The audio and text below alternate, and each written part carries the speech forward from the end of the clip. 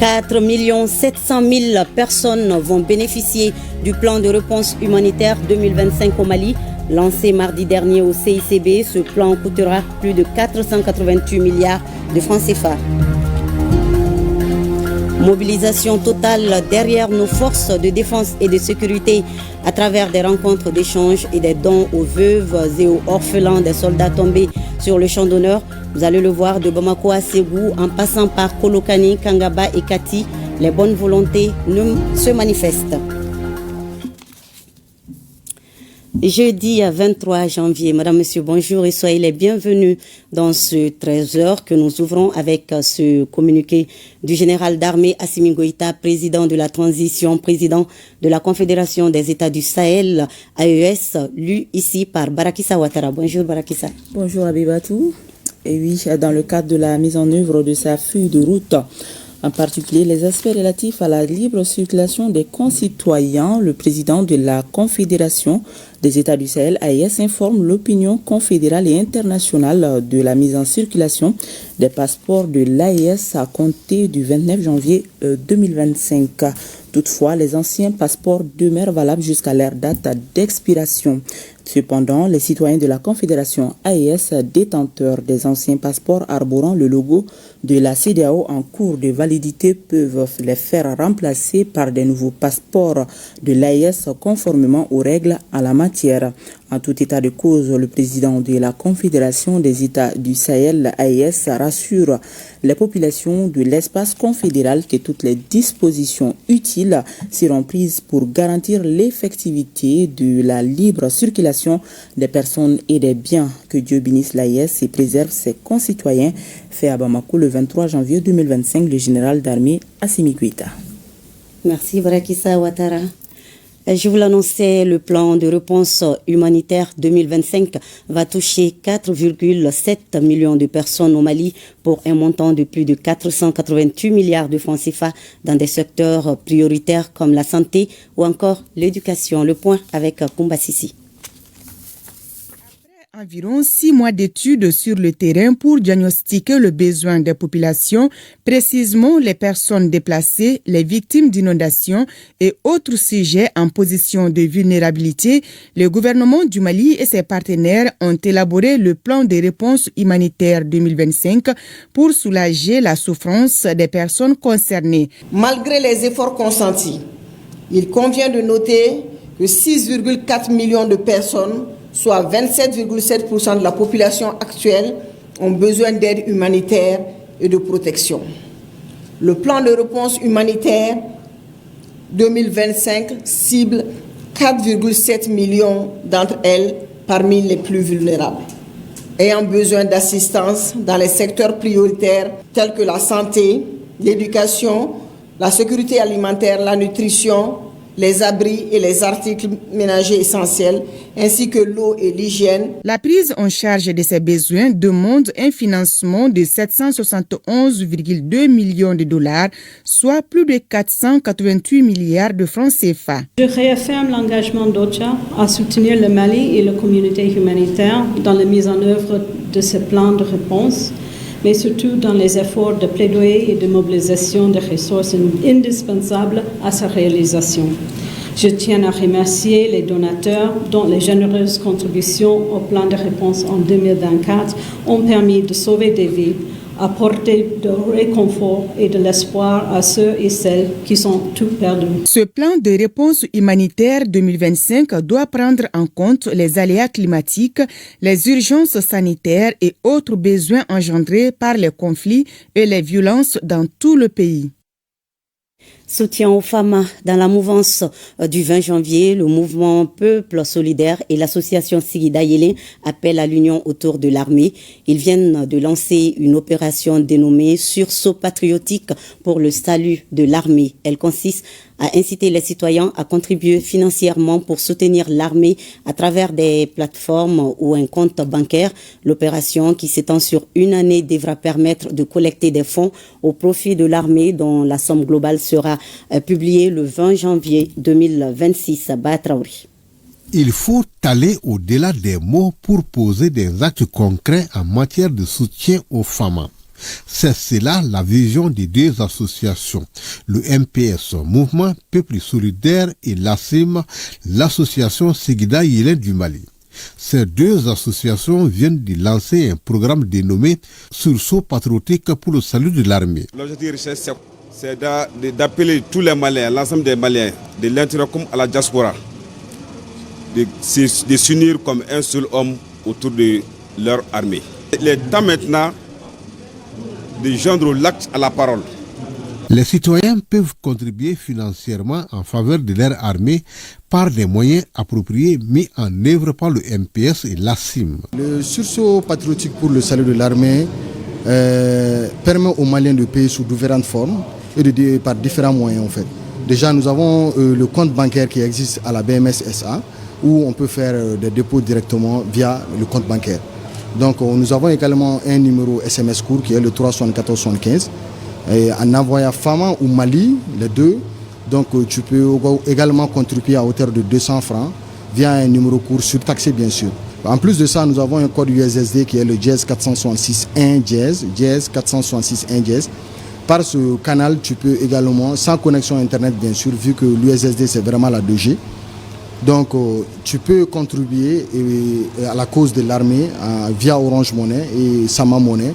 Et également Move Money. Nous avons mis un site web qui est le www.fasodin.ml. Les mesures sont prises pour sécuriser l'opération dont le bilan sera rendu public le 20 janvier 2026 selon les responsables des deux associations. La mairie de Kolokani a pour sa part initié un meeting de soutien à la transition en magnifiant la montée en puissance des FAMA. Au menu, une conférence débat sur la sécurité, la paix, la cohésion sociale et le développement économique du cercle. Une mobilisation générale qui a regroupé les légitimités traditionnelles, la jeunesse, les femmes et les autorités administratives de la localité. Kassim Diallo et Mamadou Sidibé étaient nos envoyés spéciaux. En marge de la fête du 20 janvier, les forces vives du cercle de Kolokani se retrouvent pour témoigner leur soutien total à la transition et magnifier la montée en puissance de l'armée. Occasion pour elles de saluer les efforts des autorités pour la sécurisation du territoire national. C'est pour témoigner en tout cas toute l'affection de notre commune, en tout cas pour notre armée nationale. C'est pour soutenir les autorités de la transition qui, depuis en tout cas l'autre arrivée, voilà, à la tête de l'État, en tout cas, ont montré que le Mali est un pays qui doit être respecté. Le message est tout simple, c'est en tout cas un message de sentiment de fierté, en tout cas de confiance à l'endroit de l'armée. C'est un message que nous voulons en tout cas dire à toute la population de Kolokani de rester toujours soudée derrière l'armée. Par ma voix, toute la population du cercle de Kolokani soutient la transition. Les militaires nous ont redonné notre dignité et la souveraineté. Grâce aux FAMA, nous parvenons à cultiver nos champs en toute tranquillité. Plus de 67 villages de Kolokani ont participé au meeting. Des thématiques relatives à la sécurité, au développement socio-économique de la localité étaient au centre des échanges. Au terme vraiment de cet entretien, nous avons compris que les hommes, les femmes, les chefs de village, les différentes corporations de la société, de façon unanime, soutiennent vraiment toutes les autorités de la transition et surtout les femmes. Cette journée de soutien à la transition à Kolokani fut une opportunité pour les leaders d'opinion de s'exprimer sur tous les défis de développement du cercle afin de trouver une solution commune au bonheur de la population de Kolokani. Dans le cercle de Kangaba, des veuves et des enfants des militaires tombés sur le champ d'honneur ont reçu des produits alimentaires et des fournitures scolaires. L'œuvre est d'un natif de la localité du nom de Abou Kanté, un opérateur économique. Envoyé spéciaux Sorona Kamisoro et Yakuba Koni. Pour la fête de l'armée malienne, Abou Kanté fait parler son cœur. Le natif du cercle de Kangaba, non moins opérateur économique, remet aux veuves et enfants des militaires tombés pour la défense du Mali des produits alimentaires, des fournitures scolaires et des couvertures. Un geste de solidarité dans un jour historique pour notre pays. 20 janvier 2025, comme vous l'avez su à travers les discours prononcés par le chef de l'État, son Excellence le général Assimi Goïta, chef suprême des armées. Alors, il a toujours fait appel à la cohésion sociale. C'est dans cet esprit que nous, en tant que ressortissants du cercle de Kangaba, nous avons voulu initier cette donation à l'endroit des veuves et les familles des soldats, des braves soldats tombés sur le champ de l'honneur. Je suis très heureuse de recevoir ce don, surtout en ce jour si spécial pour nous, parents de militaires tombés sur le champ de l'honneur. Mon mari est décédé il y a de cela 4 ans et je vis avec mes 4 enfants. Ces vivres vont vraiment nous aider à passer un bon moment. Le donateur n'est pas à son premier geste dans le cercle de Kangaba. Pour les autorités locales, le don du jour vient appuyer des actions déjà menées par Abou Kanté pour l'amélioration des conditions de vie de la population. J'en appelle à la responsabilité des populations de Kangaba pour que la paix entre elles et l'entente entre les populations soit vraiment le quotidien de tout le monde. Et reconnaissante de l'acte humanitaire, les femmes des militaires ont présenté un sketch sur le quotidien de leur mari au front, suivi de la prestation d'artistes. Le tout pour rendre hommage aux hommes et femmes qui se battent au quotidien pour la paix au Mali. Également dans les programmes de la célébration du 20 janvier, l'association Art Mali a organisé à cette date la 3e édition de la Nuit des femmes à Kati. Hommage aux soldats tombés sur le champ d'honneur, c'est le thème retenu pour la circonstance. Des prestations d'artistes et des conférences débats étaient au programme. Reportage Kassim Diallo et Siriki Koulibaly. La Nuit des Famas est une manifestation d'un sentiment de fierté et de reconnaissance envers l'armée malienne. Les organisateurs veulent ainsi rendre un vibrant hommage aux militaires tombés en défendant la patrie. Les activités que nous avons menées, on a fait la conférence débat, voilà. Après ça, on a la prestation d'artistes. Nous avons parlé quels sont les rôles des citoyens pour aider les femmes. Nous avons aussi comment l'armée et la population peuvent se voir les mêmes idées pour combattre les ennemis. Ensuite, de sensibiliser les citoyens pour aider les femmes.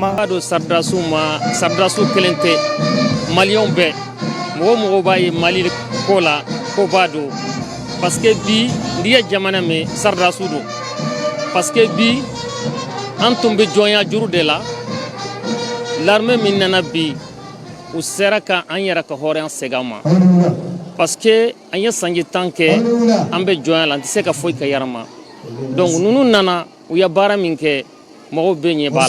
Cette 3e édition de la Nuit des Famas a mobilisé la population de Kati qui a témoigné son soutien à l'armée dans la lutte contre le terrorisme. Des prestations des jeunes artistes de Kati a mis fin à la soirée. 64e anniversaire de la création de l'armée malienne, on en parle toujours. La population de Markala l'a célébré en sa façon lundi dans un esprit de convivialité, occasion de renouveler sa confiance et son soutien aux autorités de la transition et aux FAMA. Plusieurs activités dont des manifestations folkloriques et sportives ont tenu le public en haleine. Les détails avec Abdourahmane Sengari. Après une minute de silence à la mémoire de nos FAMA tombés sur le champ de l'honneur et l'intonation de l'hymne national, démarrent à Markala les activités du 64e anniversaire de l'armée malienne. Manifestations folkloriques, prestations de karaté et courses de marathon, ce sont là les temps forts de cet événement. Mon objectif, c'est de consolider la paix et la cohésion sociale entre l'armée et la population. Je remercie tous ceux qui me soutiennent. Des forces armées qui ont voulu sacrifier leur vie pour nous sécuriser. Par rapport au mouvement que j'ai vu ce soir, ça prouve que la population est fière de son armée. Le marathon sur une distance de 3 km de 100 a mis en compétition la catégorie junior composée des civils et celle des seniors composée des jeunes militaires. Les femmes et les hommes qui se sont sacrifiés pour défendre l'intégrité de notre pays, la souveraineté de notre pays et pour que la population soit en toute sécurité. En leur honneur, que de tels événements soient organisés ne peut être que rassurant. J'exhorte la jeunesse malienne à plus d'efforts, à plus de conscience nationale pour que le Mali soit et que le Mali reste. C'est le moment pour nous de réussir ou bien d'échouer. À l'issue du marathon, les premiers prix ont été remportés respectivement par Abdoulaye Koumaré pour les juniors et Sindia Sogodogo pour les seniors dames et Abdoul Kader Mariko pour les seniors hommes. La remise des médailles aux personnalités dont le préfet du cercle de Markara a mis fin à cette cérémonie. Et demain 24 janvier sera célébrée la journée internationale de l'éducation. En prélude à cela, la FELOP, Fédération libre des organisations en faveur des personnes vivant avec handicap, a effectué mardi une visite à la Maison de l'Espoir. C'est un centre de rééducation spécialisé pour des personnes en situation de handicap. Yara Dambili. Ils sont une trentaine d'enfants à fréquenter la Maison de l'Espoir. C'est un centre qui accueille et s'occupe de la scolarisation ainsi que la rééducation des enfants aux troubles de langage. La Maison de l'Espoir, c'est un centre psychosocio-éducatif qui a été créé en 2019. C'est un centre qui prend en charge toute personne, adultes et enfants, qui ont des problèmes de troubles de langage et de communication. Recevoir la FELOP est pour moi et toute mon équipe une marque de considération et qui nous valorise et qui nous rassure. En cette journée du 24 janvier, journée internationale de l'éducation, la Maison de l'Espoir reçoit la visite de la Fédération libre des organisations en faveur des personnes vivant avec un handicap. Cette journée qui a été institutionnalisée par l'UNESCO, alors nous avons décidé pour l'occasion de venir visiter le centre, la Maison de l'Espoir. On a vu que c'est un centre qui est très bien structuré, géré par un orthophoniste. On a vu que les enfants sont très bien pris en charge, ce qui veut dire que les enfants vont aboutir à une meilleure réadaptation. Ils font un travail fantastique parce que ce centre est né suite aux différentes demandes des parents et pour venir en aide aux enfants qui sont des enfants autistes. La Maison de l'Espoir est une jeune structure qui dispose aujourd'hui de 3 classes à différents niveaux accueillant les déficients en fonction du degré de pathologie. Marietou Kone est la nouvelle secrétaire générale du syndicat national des travailleurs intérimaires de la Société africaine d'études et de réalisation emploi Synatis. Elle a été élue mardi à l'issue de l'Assemblée générale élective, un syndicat désormais affilié à la Confédération syndicale des travailleurs du Mali. À la tête d'un bureau de 25 membres pour un mandat de 4 ans, la nouvelle secrétaire générale place son mandat sous le signe de la justice et de l'amélioration des conditions de vie de ses militants. Salifa Ouedraogo et Tchedja Kamara. C'est par acclamation que Marietou Kone est élue à la tête du syndicat national des travailleurs intérimaires de la Société africaine d'études et de réalisation emploi Synatis. Elle dirige un bureau de 25 membres pour un mandat de 4 ans. Je tiens à remercier l'ensemble des membres de Synatis PMI Mali pour votre confiance placée en ma modeste personne dans l'optique de défendre vos intérêts vis-à-vis de la société et partout où besoin sera. Pour cela, je compte sur vous et sur votre accompagnement sans faillite et indéfectible pour relever les défis qui nous attendent. Seul on va vite, mais ensemble nous allons loin. La Confédération syndicale des travailleurs du Mali a accueilli avec humilité le syndicat national des travailleurs intérimaires de la Société africaine d'études et de réalisation emploi, Synatis, à son sein, tout en lui prodiguant des conseils d'engagement et de détermination pour gagner les luttes. C'est avec volonté, joie et fierté que nous recevons ce comité syndical, ce syndicat national des travailleurs intérimaires, le SAER. Nous ne pouvons que l'encourager, conformément aux textes en vigueur. Le Synatis entend combattre l'injustice tout en respectant les textes. La population de Toubakoura dans le cercle de Banamba était en liesse pour cause la réception d'une ambulance médicalisée dans le but de renforcer le plateau technique de leur centre de santé. Le don devra permettre d'assurer l'évacuation des cas urgents. Le geste est à l'actif de Baïssou Sissoko, un ressortissant du terroir. Reportage Adama Traouri. Cette ambulance médicalisée en provenance des États-Unis et qui foule pour la première fois les sols de Toubakoura, une localité située dans le cercle de Banamba, est un don d'un ressortissant du terroir installé au pays de l'oncle Sam. Il s'agit bien de Baïssou Sissoko, un homme généreux dans ses actions. On a fait ce geste pour que ceux qui sont à Touba, ceux qui sont dans les alentours de Touba, puissent avoir accès à la santé. À travers ces gestes, les habitants de la dite localité sont sortis massivement pour témoigner leur reconnaissance aux donateurs. Comité de gestion Menakala. Nous allons mettre en place une commission pour qu'elle puisse suivre l'entretien du véhicule. Nous formulons des bénédictions à l'endroit du donateur, qu'Allah puisse couronner ses actions de succès. Selon les responsables de l'Assako de Toubakoura, ce moyen roulant vient à point nommé car il contribuera à la référence évacuation des cas urgents vers d'autres centres sanitaires appropriés. Il n'est de secret pour personne que le renforcement du système de santé passe par les infrastructures et équipements adéquats. Les donateurs, en collaboration avec l'association Kenyani Kalan, a tenu à soutenir ses parents dans la prise en charge sanitaire.